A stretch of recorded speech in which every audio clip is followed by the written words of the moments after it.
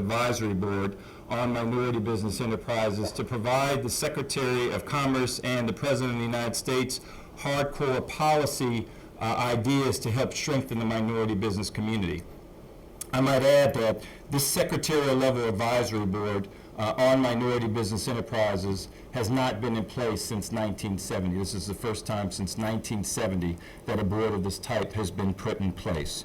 And so, in addition, the White House recently launched, as many of you know, Startup America, which is a new program to try to create greater capacity of entrepreneurialism in high-growth industries to create jobs and to spur greater innovation.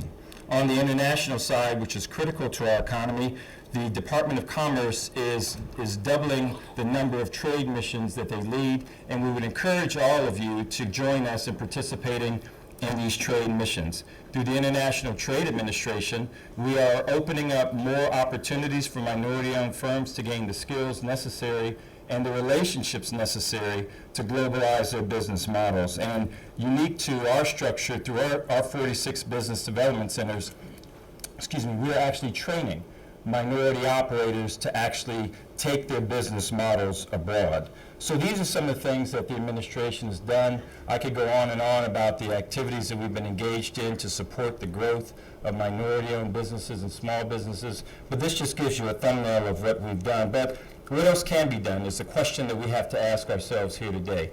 As we go through and we work through the questions of the summit, what else can be done should be something that should be in the forefront of your mind. And so I'd like to conclude my comments with giving you 3 suggestions that I have to try to create a better operating environment for the minority business community. The first one is to really rethink our growth strategies and really commit ourselves to growing more aggressively.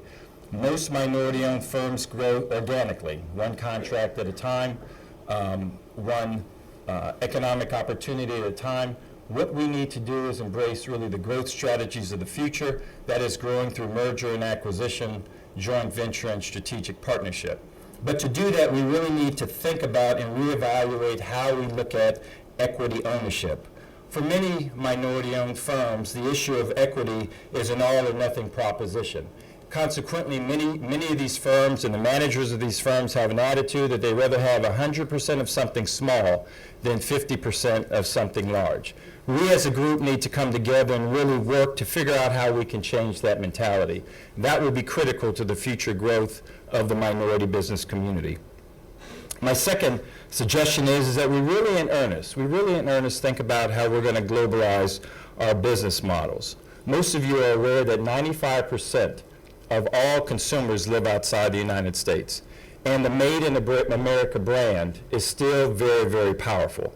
And so we have to take advantage of our position within the global economy, take advantage of the favorable view of American manufactured products, and really think about how we can take our businesses abroad.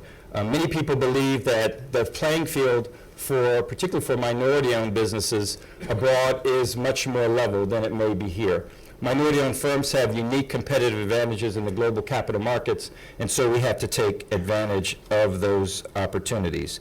And finally, I think my suggestion is that the corporations that are here today, really think about how you can be better partners to the minority business community. One of the things that comes to mind is that large corporations need to really think how they actually manage their supply chain and be more aggressive in buying goods and services from minority-owned firms, particularly in the area of professional services. It is critical that minority-owned firms have the opportunity to actually lead, manage, and co-manage large equity and debt offerings. That is critical. These firms have the capabilities, they have the backgrounds, they have the experience, and so we need to rethink how we open up professional service opportunities for the minority business community. These firms also need to help firms understand better how to get minority-owned firms into their global supply chain.